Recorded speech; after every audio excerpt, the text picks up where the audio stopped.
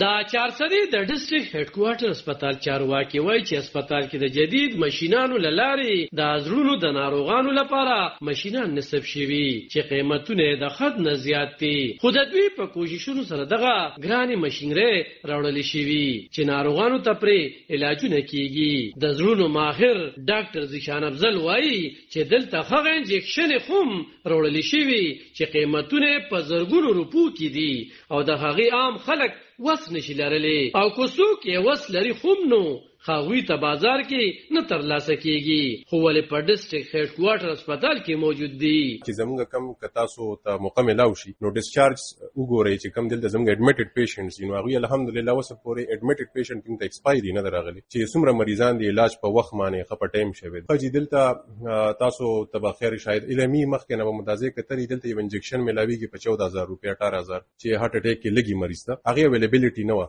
نو هغه الحمدلله ام اس سره دم خو د خو کی چې هغه د هسپتال له طرف هغه باندې خپوره کابیشونه وکړل موږ مر سره خبرې به بار کولې هغه هم اویلیبل شو دلته. لینوکسین یو ستند په پورا پاکستان کې شارټ ده قیمت 190 روپے دی خو چې ملاو شي نو دا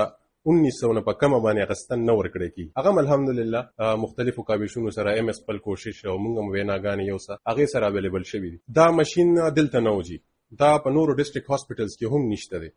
او دا د دې د اهمیت پته به د دې نه ولګي چې دا مریض مونږ ته راورسي نو د دې بیډ د دې دروازې نه واپس وتلل د مریض نشته کدی زیده به مرزي دا هغه والا کار دی چې کرنٹ بس ختمېدو والی زم په لاس کې لاره ورسي چې او لکه کرنٹ ختميږي که په دې وخت کې دغه 30 سکند یو منټ دی چې په دې کې مونږ د تار پاس کوو مونږ ورته د بهر د بیټری نه کرنٹ شروع کوو نو دا واپس په 10 منټو کې ټیک شي. د سره یو واقع هم ده سیروزه کې مریضان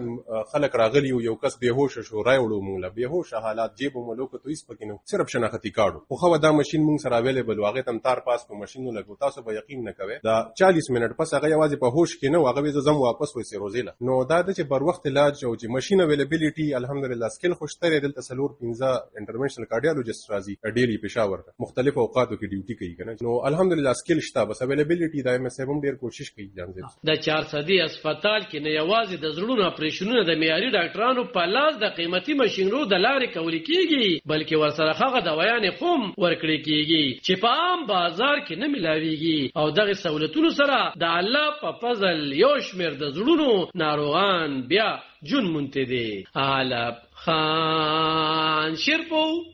دلبر نیوز 400 دا 400